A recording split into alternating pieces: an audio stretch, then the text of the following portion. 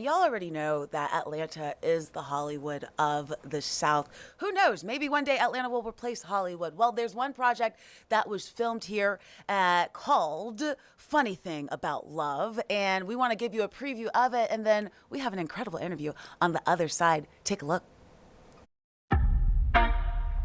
You're not supposed to be here. Every day is a new fun. When I get my money up, I'm married. You'll be off being a famous writer. I'm gonna be wherever you are. You married Miles. I'm cutting you off. So what about Derek? At least he comes from a decent family. I got drafted. I know what I want, and it's you. Yo, what the hell is going on here? Derek asked me to go to New York with him, and I said yes. Miles, he just wrote a book and your relationship is in the book. We dated 10 years ago in college. This book is juicy. Shush your ass around. Chose another man over you. What a whore. You've been fired. Team Proud, please. Hello, Alice. You look beautiful. It's good to see you. Marrying Derek just to have that marriage blow up in your face? You lost the love of your life. I wasn't fulfilled or happy. Why is that? I didn't have you. All right, and then the love interest in the movie. You saw him right there. Courtney Burrell joining us in the Stream Pod to talk a little bit about this new film. Courtney, thank you so much for all the way from Philly. Yeah, that's All where the I way was from born. Philly. Thank you so much. I'm gonna move your mic a little closer All right. to you, just because we could pick up your sound there. Cool. What an incredible, the movie, it takes you all through these twists and turns. Yes. Things that people experience in their own relationships. Give us a little bit of a recap, if you will, about playing this role. Okay, so imagine being a best-selling author, right? And you write a tell-all book just to get through the heartbreak of 10 years ago. And then out of nowhere, you're opening up Pandora's box. And it disrupts your life, your ex's life, and everyone else around there. It just completely flips it upside down. Wow. So it just feels like a nostalgic feeling. You know, like I've gone through this before. Like, not in the sense of writing a book, but I took my experiences and I bring it to the forefront so you all can see it and experience what I'm actually going through the character's eyes. That's amazing. And like your experience, so many other people are experiencing this right now. Right. It's relatable. What would Right. you say is probably one of the most relatable scenes, at least that for you? The biggest Just thing that stands having out. like the sit down and the intense talk and just conversing about everything that has transpired and what's going on right now. Because they all have like these professional careers. One's an attorney, one's a professional football player. I'm a best-selling author. One's a professional dancer that's now a coach at a HBCU, Hunter College. So like all of that comes into play, and you'll see that it's about revealing secrets and family secrets. I was going to say, those family secrets. Yeah, an upper class black family. Right. You know, and in a 2-parent household. That's so. right. And I'm glad that you pointed that out too, because there has been a call for more of that, right? Right. More of all films have their different, feelings and emotional ties. But when you're talking about the affluent black family with the 2-parent household, you don't see that as much. We're getting more and more and more. But I love that is what the focus of this is. I want to ask you, why this film, why this role, why this book? It just like it just popped up at me. Like it's just one of those feelings. Like, you know what, I need you to tell this story. You're taking a raw script and you're turning this into a high quality feature film, and everyone's going to be able to resonate. Everyone, not just the black culture, not just it's us as a whole, a collective. So we're all going through this. Everybody's not perfect. We all make mistakes, and how we get through that is by healing. And he uses his writing to heal. He thinks that he's living in his truth, but until it smacks him dead in the face, it's like, whoa, let me take a step back and just be observant, And I felt like I could really relay that story. And you delivered it. I mean, as we saw the trailer. We're excited to see the feature film. Yeah. How about your castmates? We saw a little bit of Atlanta's own too, Jesse Wu in the house in that Jesse trailer. Wu. Tell me a little bit about the castmates. How was it working with the cast? Any favorites? Any off-screen romances? Not at the moment. But you know, we have Courtney George, Yes. who plays the leading lady. You know, Jessie Wu, she's the best friend who's very committed. She's the attorney. Yes. You got Rockman Dunbar, who is the judge in her family. You know, in her family is the father. And there is Jeff Logan. He's a professional football player. He's a bit of my rival. So, and that's her husband. So, like, you're gonna see so many different faces in here. You know, powerhouse type stuff. So. We're bringing it. And I feel like I've been hearing all the ruckus about black rom-com being dead. We putting black rom-com back on the map with this one. Yes, we need more black. And speaking of black rom-com, I mean, you're no stranger to it. No. You have been featured in one of Atlanta's very favorite Tyler Perry's projects. How does it compare going from, working with, I guess, let me backtrack and say, what is it like working with someone like Tyler Perry, who he's one of the best at his craft. He's fast paced. You know, you have to be on point every time you step on set. Yeah. And he just taught me how to be prepared and enjoy the moment, living your now. You know, like what man thinks he is. So I was like, okay. So I brought that into this film, and I can just kill it just like that with one take wonder. Wow.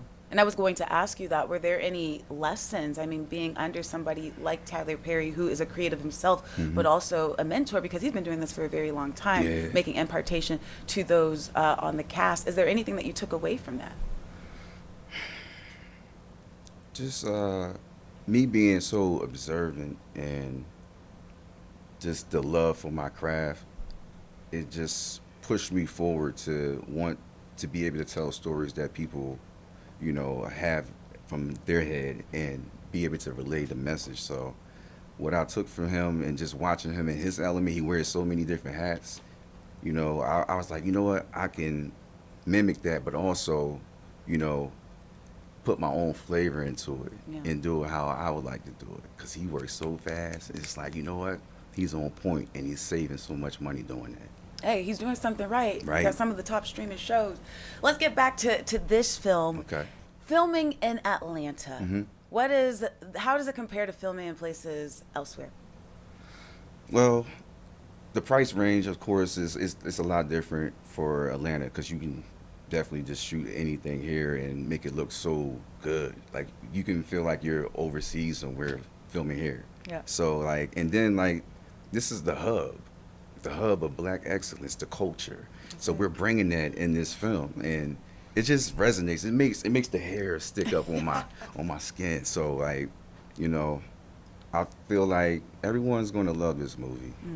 You know? As an actor, and as just somebody who is, you know, having to navigate through Atlanta, how is that for you, like, on that sort of things working here as compared to going to an LA or a New York or wherever else? Well, Atlanta was the first spot I actually came to like, you know, get like a stepping stone to get me to LA. I drove my car to Atlanta from Atlanta to LA. Wow. It took me 33 hours. Wow. And I got to see the country, got to touch different states that I never, you know, touched before.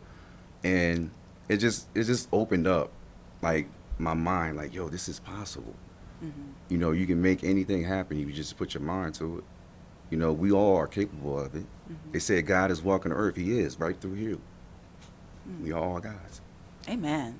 I didn't know we were going to church No, on we this gonna Wednesday. take it to Look, church. Bible study. What time is it? Let's get into a little bit more of the plot here and kind of associating it with real life. What do you think people should do when they are trying to navigate their family secrets and surprises? Because some of us, you know, the older you get, or you might overhear a phone conversation, or auntie might hit you up and be like, you know, a little drama is happening right now. How should people navigate? Because family is blood at the end of the day. Yeah. Well, I feel like there's a way of breaking down particular information to someone, because a lot of people can't hold water. So you can't tell everybody your secrets because you don't know who's telling who and who knows what about what's going on within that situation. That family dynamic, it's like, you know, sometimes people can use certain things to dangle over your head and make you do certain things, manipulate you, or, you know, so how you navigate that is just like you have to go and really do your research on everybody that you know. You know, I'm studying everybody. As an actor, I study everything. Your body movement. Oh, the way she just looked at me, I'm like, okay, what did that mean? You know, Reading the room, reading people. yeah. So like, it's whatever you do to try to, you know, reveal these secrets. Just know that it's gonna start with a big, massive mess. And how you get through that massive mess, you gotta talk it out. You gotta confront each other. You have to, you know, I had this actual thing at my big mom's house. Like, the whole family came through. The house was about to be, you know. Was it Thanksgiving? It wasn't. It was around something like that. But you know, it's like, you know, they're trying to debate. So what should we do? We're gonna give up the house, or are we gonna stay here, let the grandkids come? Because that's what, you know, we have a lot of memories in that house. Yeah. So like now it's gone. And all I have is to drive down 17th Street and look at my big mom's house, and I remember being there, and I'm like. And those are really big decisions. Like Yeah. you said, there's so many memories that are made, but ultimately the entire family has to make that decision. Right. And I know we're going to see a lot more of it in the film. My goodness, I have so many other questions to ask you, but I'm getting my 1 minute limit. So I want to get into how can people see the film? How can they follow you? And what other projects are you working on? How you can see it, it's on exclusively on All Black Network. And you can find me on Instagram, ALLBLK, and across all the social platforms. Across all the social platforms. You got to tee us up. What are you working on next? What can we be looking out for you? Well, I just worked on the video game, but I can't reveal too much. But Oh, okay. yeah, it's All coming. right. It's coming soon. A little teaser, a little video little game. teaser, yeah. All right. Because I grew up just dreaming about being in a video game. What was your Sounds like- favorite growing up?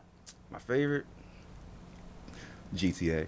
GTA. But like, We're still waiting on GTA 6, right? I learned that on TikTok. I have no idea. what has it been, like 14, 15 years now? I've been waiting since 2013. Like, come on. Maybe We ready. we need to call out GTA. You might have a character for GTA 6 here. Maybe. Look, if the check clears, that's what we say. My favorite one growing up was Soul Calibur. Soul Calibur. Taking it way back, or Tekken, the fighting games. You ever heard of Street Fighter? Of course. All right. Come on What now. about Streets of Rage? That's a oldie. That's a Sega game. A Sega. Mm-hmm. Okay, that's a little bit past my time, but that's okay. You know what? We throw it back. Thank you so much for coming. Thank you, Faith. Mr. Courtney. Everyone, we will put more information about this on 11alive.com. I'm excited to go to the movies.